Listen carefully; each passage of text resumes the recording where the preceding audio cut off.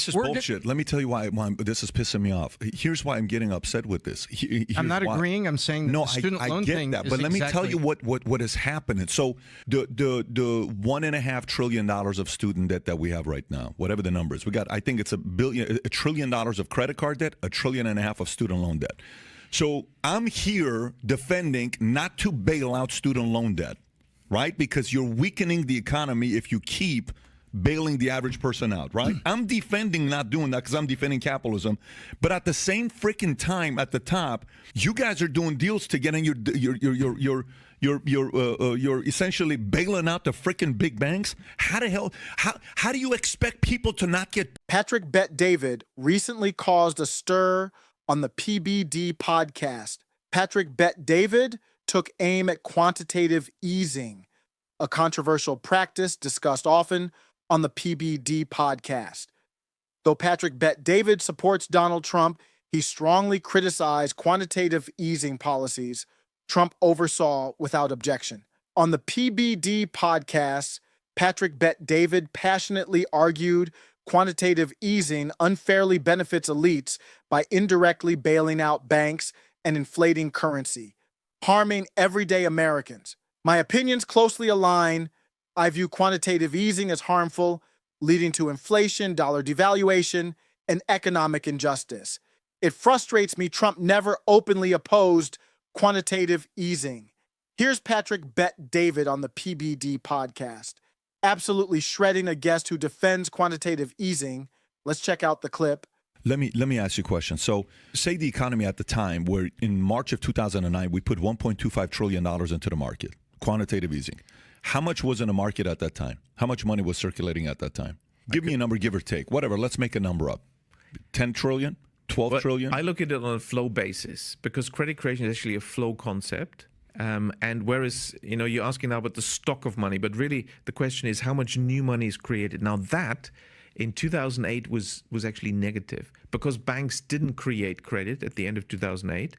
And the central bank, yes, put in trillions, but in total, that was still less than the shrinkage of the money supplied by the banks. It doesn't matter. All I'm asking is, if we had 10 trillion and we put 1.25 trillion plus another 200 plus another 300 billion, so add that to 1.75 trillion, okay. And if we have a 10 trillion, that's 17.5%. My money devalued, went lower. But it's not. What $100 became $83. You have to understand the transaction I'm saying is a transaction to shift assets from A to B inside the banking system. That does not create any money in the economy. It does not increase the money supply at all. And that's why. So where did the money show up? Or where did the 2 trillion? It doesn't show up anywhere. Because you're immediately retiring it, you're putting it into these non-performing assets. It's the central bank saying, let's delete these non-performing assets. Was there money given from central bank to banks? That's right. Was there money that went from yes. Okay, Absolutely. So where did that money that the central bank... It was retired by writing off those non-performing assets. The central bank could just write them off. But that's still money, though. The money went... No, it didn't. It just solved the bookkeeping problem. What am I missing here, Tom? Well, you have to understand that... I think what you need... Excuse me. I think the point we're missing here, and you need to help us, and when Pat says to take the hat off the complexity for the average person. So right now I have a toxic asset. I'm having to pay interest because that's levered. So that has a cost to me. Correct? I'm collecting from you a payment on this $1 trillion asset. All of a sudden, you can't make the payment anymore. Well, I've got a little tiny payment over here that I was paying to the central bank on the original dollars. So what you're saying is the central bank knows that you're going to stop paying me. So now this is toxic or non-performing asset, right? Not performing anymore, just stuck. So they'll say, I will take it off your balance sheet so you no longer have to pay the interest on the underlying capital, and I'll just take and own this. A minute later, that doesn't show up on my balance sheet, and a minute later, I don't have to make the cost payment, and I'm not getting the revenue payment from you. So therefore, it's off my balance sheet. Is that what you're talking about? Yes, that's right. Okay, so for a consumer, help us understand this, because we're talking in the United States about student loans. And you're the student. And they're saying, well, the students aren't going to be able to pay these, so... This is bullshit. Let me tell you why this is pissing me off. Here's why I'm getting upset with this. I'm not agreeing. I'm saying the student loan thing I get that. But let me tell you what is happening. So the $1.5 trillion of student debt that we have right now, whatever the number is, we got, I think it's $1 trillion of credit card debt, $1.5 trillion of student loan debt. So I'm here defending not to bail out student loan debt, right? Because you're weakening the economy if you keep bailing the average person out, right? I'm defending not doing that because I'm defending capitalism. But at the same freaking time, at the top, you guys are doing deals to getting you're essentially bailing out the freaking big banks. How the hell? How do you expect people to not get pissed off? Well, America, welcome to the latest financial magic show, starring the Federal Reserve and corrupt elites who've never met a bailout they didn't absolutely adore. Patrick Bet-David just exposed the greatest illusion of our lifetime, quantitative easing. Sounds harmless, right? Like a fancy coffee flavor. But it's actually financial theft on steroids, where money is digitally fabricated and then immediately hidden in the banking cartel's vaults. Our so-called financial leaders love telling us, don't worry, folks, it's just bookkeeping. Yeah, tell that to my grocery bill that's doubled. In 2009 alone, these monetary magicians digitally created over $1 trillion, purchasing worthless, toxic assets no sane investor would touch. And the excuse? We just retired bad debts.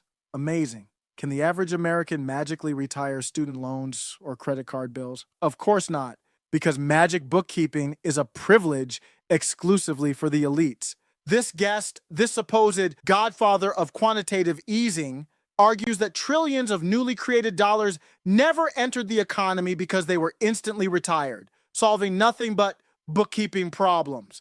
Let's pause here for laughter. If that's true, why has the dollar continued to shrink faster than a wool sweater in hot water? Why are interest rates exploding, burying ordinary citizens beneath mountains of debt? Because it's not just bookkeeping, it's blatant theft. Think about it. We're living through an era where student loan debt is nearly $1.5 trillion. Credit card debt tops $1 trillion.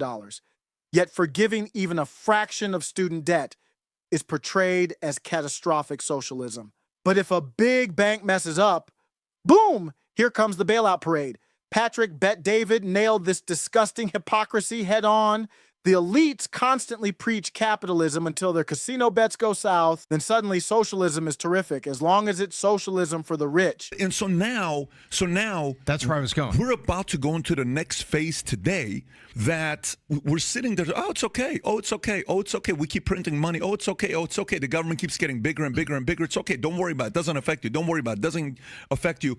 And these banks are doing buyback stocks. And then you're essentially the people that are the small business owners that are sitting there saying, no, man, go out there, make your money. You can do it on your own. You can be a small business owner. The market is not unfair. The market is not this. And the average person sitting there saying, but Pat, dude, okay, fine. I want to agree with you, but at the same time, look at these suckers getting bailed out. Yeah. How about me? The money never flowed to me.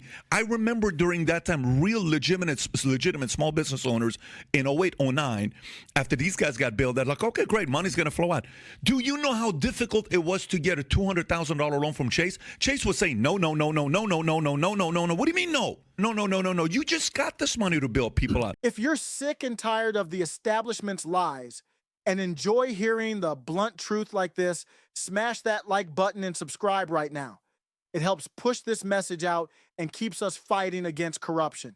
Now let's dive straight back into exposing these frauds. I can see how this produces the level of division to get the average person to say, here's why I'm pissed off. And by the way, they have a point. And the people that are trying to do it the right way saying, listen, man, I don't have that kind of access to capital. So to say, yeah, don't worry about it. The money doesn't do anything. It's not what you think it is. But is it being printed? Yeah, but it's not the way you think it is. It's distressed asset, and they're buying 20 at $100. So you're not really going to feel it. I am going to feel it. It's $2 trillion. No, but it's not. So if people like you who are the intellectuals that have gone and done this research, this is not my world. This is your world. This is why this is why I'm asking you the questions. You're not asking me the questions, right? You're the expert. I'm the guy that's trying to learn from you. My concern is then the market now is going to have a correction. Let me give you what I think is going to happen, and then give me your argument on what's the right solution now. Okay, just before then, just to point out where we, that we actually do agree, because you see the. And speaking of contradictions, Donald Trump himself oversaw unprecedented quantitative easing measures during his administration without uttering one word of criticism. Curious, isn't it? Apparently, swamp draining excludes central bankers printing money out of thin air. This entire charade begs provocative questions. Why do these financial institutions repeatedly receive blank checks when ordinary Americans face economic annihilation? Why do politicians remain silent as banks loot our nation's wealth? Is it because these political puppets are all bought and paid for by banking elites? The grim truth is, centralized financial power is eroding our liberties, destroying capitalism, and turning our once free economy into a corrupt, cronyist game rigged for insiders. Quantitative easing is not economic salvation, it's economic sabotage disguised as a complicated financial strategy to keep average Americans too confused to notice their pockets being emptied. If you're fed up with these lies, deception, and blatant financial corruption, speak up now. Refuse to let elites rob your financial freedom under the guise of saving the economy. Liberty demands vigilance. Share this, subscribe, and never stop questioning, because the moment we do, they'll own it all. There were two problems with this bailout in 2008, 2009 by the Fed. And one was that it was mainly the big banks that were being bailed out. And that is unfair, and that should be criticized. And that is against capitalism. And also, That's where SIFI came from. and you see, but the central bank did that because most central banks actually have another agenda, which is not a good one, and that is to concentrate the banking system. And they use that to help the big guys, whereas the small banks, they were not helped, and they had to merge. And so in the last 25 years, 5,000 banks have disappeared in the US, and 5,000 banks have disappeared in the Eurozone under the ECB. And that's the agenda. They want to have fewer and fewer and bigger banks. this And that's is the really old- bad. That's not good. We should found constantly new, small, local community banks, which is something I'm doing actually, working on that. We have to hold against this. So that is one problem of the way they did it. And I wouldn't have done it the way they did. That's the old Rothschild-Bilderberg argument, right? That they're going to concentrate everything at the top. Am I correct? Well, I'm just looking at the data, and the data says in the Eurozone, since the ECB arrived, 5,000 banks have disappeared, and it's not the big ones. It is the small ones. They're being forced. It's not good. But you know what I'm asking about, right? There's a long-standing thing. This is World Economic Forum, Davos is. According to economist Nassim Taleb, quantitative easing is nothing short of alchemy, transforming toxic debt into glittering fortunes for elites while Main Street chokes on inflation's fumes. Do you see this as magic, madness, or manipulation? Drop your thoughts on Discord or in comments. This is After Show Carnage.